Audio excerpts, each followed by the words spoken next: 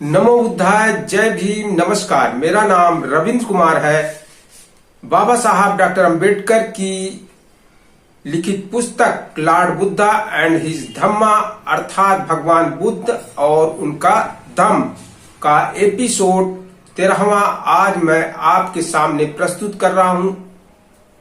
अब तक आपने पिछले एपिसोड में देखा कि भगवान बुद्ध ने 5 परिव्राजकों को धम्म उपदेश दिया, जिसमें उन्होंने पंचशील यानी अच्छे जीवन के 5 मापदंड उन्होंने बताए।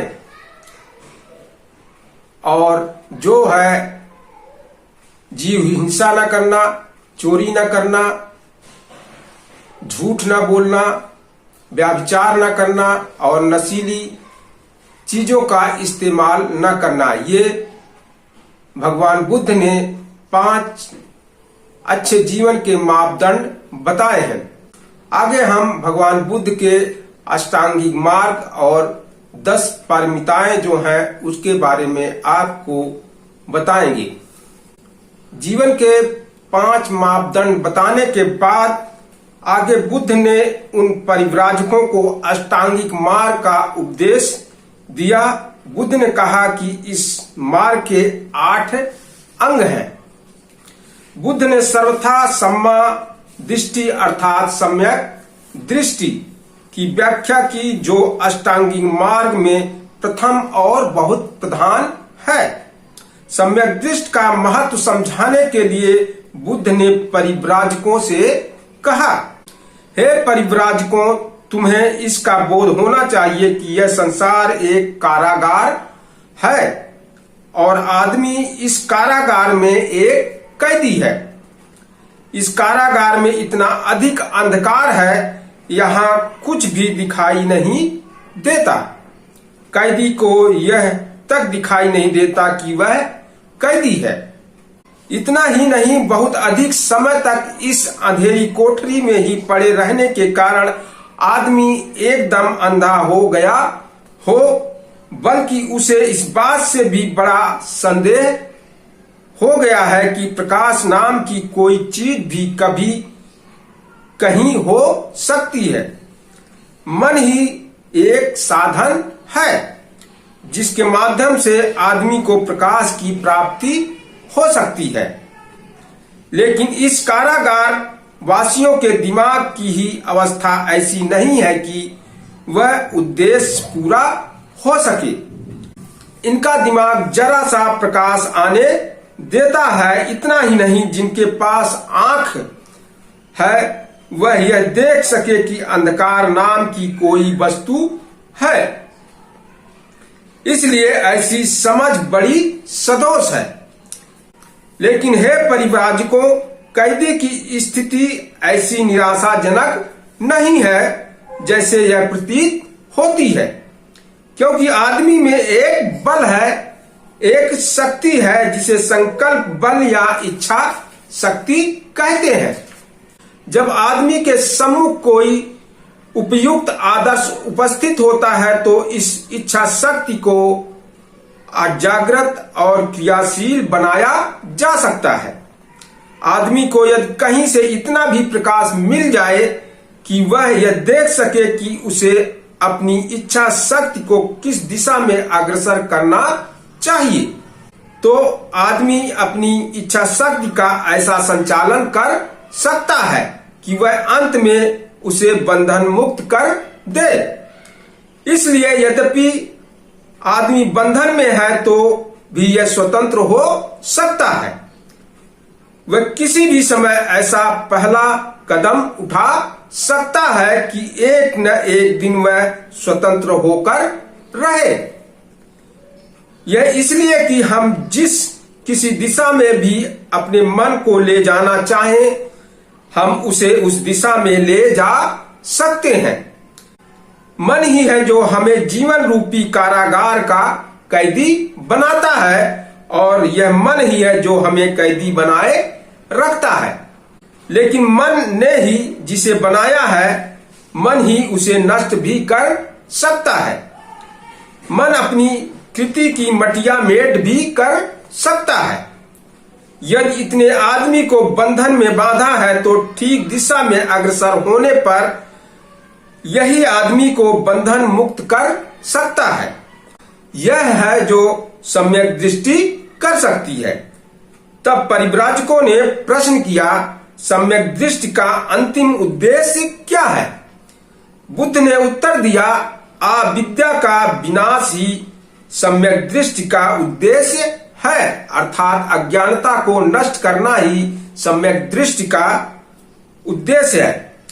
यह मिथ्या दृष्टि की विरोधनी है और अविद्या का अर्थ है आदमी दुख को ना जान सके, आदमी दुख के निरोध के उपाय को ना जान सके, आदमी इन आर्य सत्यों को ना जान सके। सम्यक दृष्टि का मतलब है कि आदमी कर्मकांड के क्रियाकलाप को व्यर्थ समझे, आदमी शास्त्रों की पवित्रता की मिथ्या धारणा से मुक्त हो। सम्यक दृष्टि का मतलब है आदमी मिथ्या विश्वास से मुक्त हो, आदमी यह न समझता रहे कि कोई भी बात प्रकृति के नियमों के विरुद्ध घट सकती है। सम्यक दृष्टि का मतलब है कि आदमी ऐसी सब मिथ्या धारणाओं से मुक्त हो जो आदमी के मन की कल्पना मात्र है और जिसका आदमी के अनुभव या यथार्थता से किसी प्रकार का संबंध नहीं है। सम्यक दृष्टि का मतलब है आदमी का मन स्वतंत्र हो, आदमी के विचार स्वतंत्र हो। हर आदमी की कुछ आशाएं होती हैं, आकांक्षाएं होती हैं, महत्वाकांक्षाएं होती हैं। सम्यक संकल्प का मतलब है हमारी आशाएं, हमारी आकांक्षाएं ऊंचे स्तर की हो, निम्न स्तर की ना हो, हमारे योग्य हो, अयोग्य ना हो। यह संकल्प यानी सम्यक संकल्प है। सम्यक वाणी का मतलब है आदमी सत्य ही बोले, आदमी असत्य ना बोले, आदमी दूसरों की बुराई ना करता फिरे, आदमी दूसरों के बारे में झूठी बातें ना फैलाता फिरे, आदमी किसी के प्रति गाली गलौज या कठोर वचनों का व्यवहार ना करे, आदमी सभी के साथ विनम्र वाणी का व्यवहार करे, आदमी व्यर्थ की बेमतलब मूर्खतापूर्ण बातें ना करता रहे, बल्कि उसकी वाणी बुद्धिसंगत हो, सार्थक हो और सा उद्देश्य हो। जैसा कि सम्यक वाणी का व्यवहार न किसी के भय की अपेक्षा रखता है और न किसी के पक्षपात की। इसका इससे कुछ भी संबंध नहीं होना चाहिए कि कोई बड़ा आदमी इसके बारे में क्या सोचने लगेगा अथवा सम्यक वाणी के व्यवहार से उसकी क्या हानि हो सकती है। सम्यक वाणी का मापदंड न किसी ऊपर के आदमी की आज्ञा है और न किसी व्यक्ति को हो सकने वाला व्यक्तिगत लाभ है। सम्यक कर्मांत यानी सम्यक कर्म, सम्यक कर्म योग्य व्यवहार की शिक्षा देता है। हमारा हर कार्य ऐसा हो जिसके करते समय हम दूसरों की भावनाओं और अधिकारों का ख्याल रखें। सम्यक कर्मांत का मापदंड यही है कि हमारा कार्य जीवन के जो मुख्य नियम है उनसे अधिक समन्वय रखता हो। जब किसी आदमी के कार्य इन नियमों के समन्वय रखते हो तो उन्हें हम सम्यक कर्म कह सकते हैं। प्रत्येक व्यक्ति को अपनी आजीविका कमानी होती है, लेकिन जीविका कमाने के ढंगों में अंतर है। कुछ बुरे हैं, कुछ भले हैं, कुछ ढंग के हैं जिनसे किसी की हानि होती है अथवा किसी के प्रति अन्याय होता है। अच्छे ढंग वे हैं जिनसे आदमी बिना किसी को हानि पहुंचाए अथवा बिना किसी के साथ अन्याय किए अपनी आजीविका कमा सकता है। यही सम्यक आजीविका है। सम्यक व्यायाम। सम्यक व्यायाम का अर्थ है अविद्या को नष्ट करने के प्रयास की प्रथम सीढ़ी। इस दुखद कारागार के द्वार तक पहुंचने का रास्ता ताकि उसे खोला जा सके। सम्यक व्यायाम के 4 उद्देश्य हैं। एक है अष्टांगिक मार्ग विरोधी चित्त प्रवृत्तियों को उत्पत्ति को रोकना। दूसरा है ऐसी चित्त प्रवृत्तियों को दबाना जो उत्पन्न हो गई हैं। तीसरा है ऐसी चित्त प्रवृत्तियों को उत्पन्न करना जो अष्टांगिक मार्ग की आवश्यकताओं की पूर्ति में सहायक हो। चौथा है ऐसी उत्पन्न चित्त प्रवृत्तियों में और भी अधिक वृद्धि करना तथा उसका विकास करना। सम्यक स्मृति का मतलब है हर बात पर ध्यान दे सकना। यह मन की सतत जागरूकता है। मन में जो अकुशल विचार उठते हैं उनकी चौकीदारी करना सम्यक स्मृति का ही एक दूसरा भाग है। हे परिव्राजकों, जो आदमी सम्यक दृष्टि, सम्यक संकल्प, सम्यक वाणी, सम्यक कर्मांत, सम्यक आजीविका, सम्यक व्यायाम, सम्यक स्मृति को प्राप्त करना चाहता है, उसके मार्ग में 5 बाधाएं या बंधन आते हैं। ये हैं लोभ, द्वेष, आलस्य, विचिकित्सा तथा अनिश्चय। इन बाधाओं को, जो वास्तव में कड़े बंधन ही है, जीत लेना या तोड़ना आवश्यक है। इन बंधनों से मुक्त होने का उपाय समाधि है। लेकिन परिव्राजकों, यह समझ लेना चाहिए कि समाधि और सम्यक समाधि एक ही बात नहीं है। दोनों में बड़ा अंतर है। समाधि का मतलब है केवल चित्त की एकाग्रता। इसमें संदेह नहीं कि इसमें वैसे ध्यानों को प्राप्त किया जा सकता है कि जिनके रहते ये 5 संयोजन या बंधन स्थगित रहते हैं।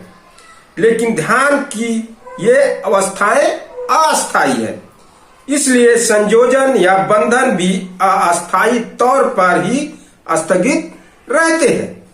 आवश्यकता है चित्त में अस्थायी परिवर्तन लाने की। इस प्रकार का अस्थायी परिवर्तन सम्यक समाधि के द्वारा ही लाया जा सकता है। केवल समाधि एक नकारात्मक स्थिति है, क्योंकि यह इतना ही तो करती है कि संयोजनों को अस्थायी तौर पर स्थगित रखे। इनमें मन का अस्थायी परिवर्तन निहित नहीं है। सम्यक समाधि एक भावात्मक वस्तु है। यह मन को कुशल कर्मों का एकाग्रता के साथ चिंतन करने का अभ्यास डालती है और इस प्रकार मन की संयोजनोत्पन्न अकुशल कर्मों की ओर आकर्षित होने की प्रवृत्ति को ही समाप्त कर देती है। सम्यक समाधि मन को कुशल और हमेशा कुशल ही कुशल अर्थात भलाई ही भलाई सोचने की आदत डालती है। सम्यक समाधि मन को यह अपेक्षित शक्ति देती है जिससे आदमी कल्याणरत रह सके। इसके बाद बुद्ध ने उन परिव्राजकों को शील का पथ या सद्गुणों का मार्ग समझाया। उन्होंने उन्हें बताया कि शील के पथ का प्रतीक होने का मतलब इन सद्गुणों का अभ्यास करना। शील, दान, उपेक्षा, नैष्क्रम, वीर्य, शांति, सत्य, अधिष्ठान, करुणा और मैत्री। उन परिव्राजकों ने बुद्ध से इन सद्गुणों का यथार्थ अर्थ समझना चाहा। तब बुद्ध ने उनकी शंका मिटाने के लिए उन्हें संतुष्ट करने के लिए कहा, शील का मतलब है नैतिकता, अकुशल न करने की प्रवृत्ति और कुशल करने की प्रवृत्ति, बुराई करने में लज्जा भय मानना, लज्जा भय के कारण पाप से बचे रहने का प्रयास करना शील है। शील का मतलब है पाप भीरुता। नैष्क्रम का मतलब है सांसारिक काम भोगों का त्याग। दान का मतलब है बदले में किसी भी प्रकार की स्वार्थ पूर्ति की आशा के बिना दूसरों की भलाई के निमित्त अपनी संपत्ति का ही नहीं, अपने रक्त, अपने शरीर के अंगों और यहाँ तक कि अपने प्राणों तक का बलिदान कर देना। वीर का मतलब है सम्यक प्रयत्न। जो कुछ एक बार करने का निश्चय कर लिया अथवा जो कुछ करने का संकल्प कर लिया उसे अपनी पूरी सामर्थ्य से करने का प्रयास करना और बिना उसे पूरे किए पीछे मुड़कर नहीं देखना।